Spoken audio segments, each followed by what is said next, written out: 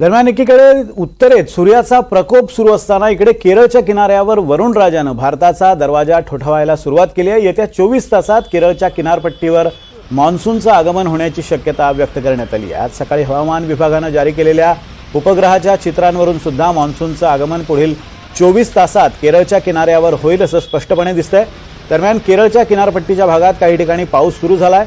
आज त्यामुळे मान्सूनचं आगमन किमान 24 तास आधीच होण्याची चिन्ह आहेत। ही दृश्य आपण पाहतो। एकीकडे केरळमध्ये तिरुअनंतपुरममध्ये जोरदार पाऊस झालेला आहे आणि वरुणराजा आता केरळच्या वेशीवर धडकलाय। अवघ्या 24 तासात तो केरळमध्ये दाखल होईल।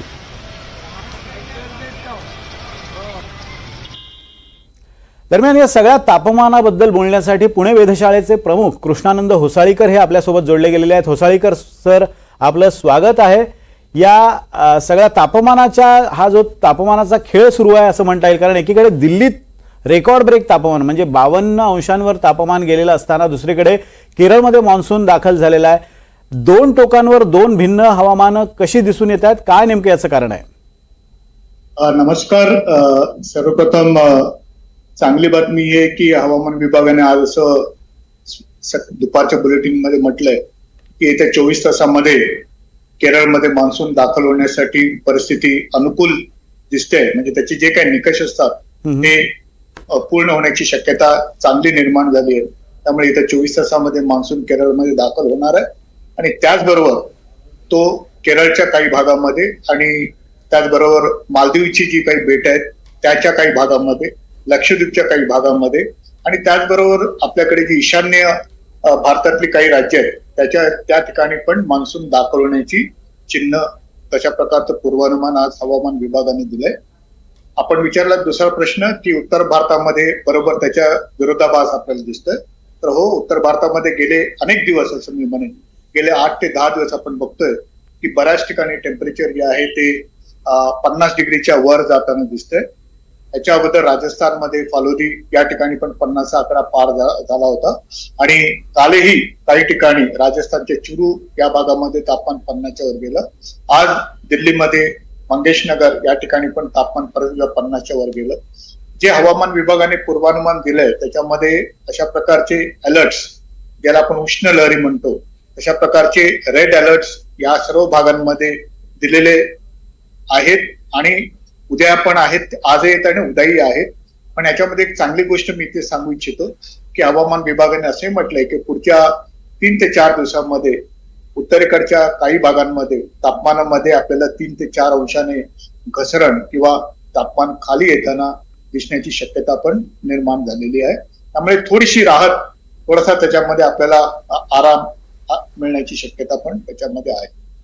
होसाळीकर सर, आणखी एक महत्त्वाचा मुद्दा म्हणजे दिल्लीकरांना उष्णता ही काही नवीन नाहीये। म्हणजे दिल्लीत तापमान साधारण 45 अंशांपर्यंत पोहोचणं हे आतापर्यंत ठीक होतं, पण आज ते 52 अंशांवर पोहोचलेलं आहे। एक प्रकारे उष्णतेची ही लहर आहे ती सातत्यानं वाढत जाताना दिसते। हे तापमान वाढीचं नेमकं कारण काय सांगितलं जातंय, काय नेमकी याची कारणं आहेत? कारण महाराष्ट्रात सुद्धा अनेक ठिकाणी 47 ते 48 अंशांवर तापमान गेलेलं आहे। काय नेमकी कारणं आहेत?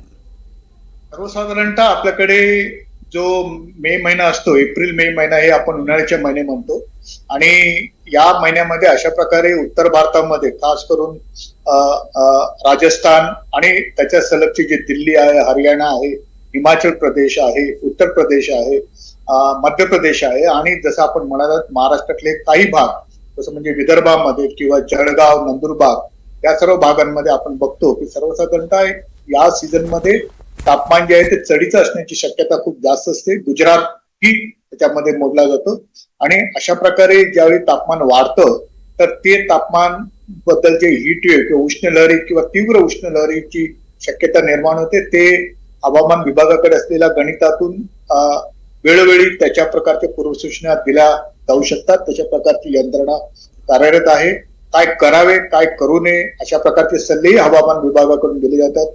राज्य शासनाला आणि जिल्हास्तरीय जी आपली एक यंत्रणा आहे त्याला अशा प्रकारची माहिती दिली जाते। आपण बरोबर म्हणालात की विदर्भामध्ये पण गेले काही दिवस आपण बघतोय की तापमान जे आहे ते 45 डिग्रीच्या वर आहे। एक गोष्ट मी सांगू इच्छितो की हे जरी सीझनल असलं, ज्याला आपण म्हणतो ऋतुमानाप्रमाणे जरी असलं असं म्हटलं तरी काही रेकॉर्ड ब्रेक जे तापमान गेल्या काही दिवसामध्ये आपण बघतोय 50 डिग्रीच्या वर आणि आज दिल्ली ही बऱ्याच 50 डिग्रीच्या वर गेली आहे. मग हे थोडंसं अनपेक्षित जरी असलं तरी लोकांनी सतर्क राहिल्याने मला असं वाटतं की त्याबाबत येणाऱ्या काही दिवसामध्ये अजून काळजी घेण्याची गरज आहे.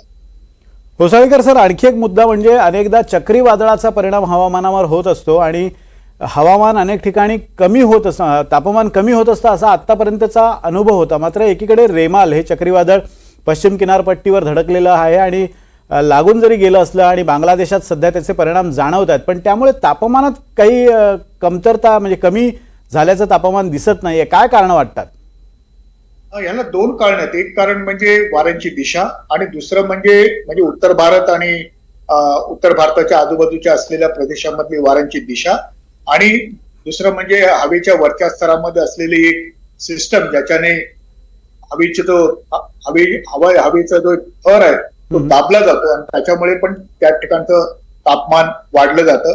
हे एक कारण असे आहे.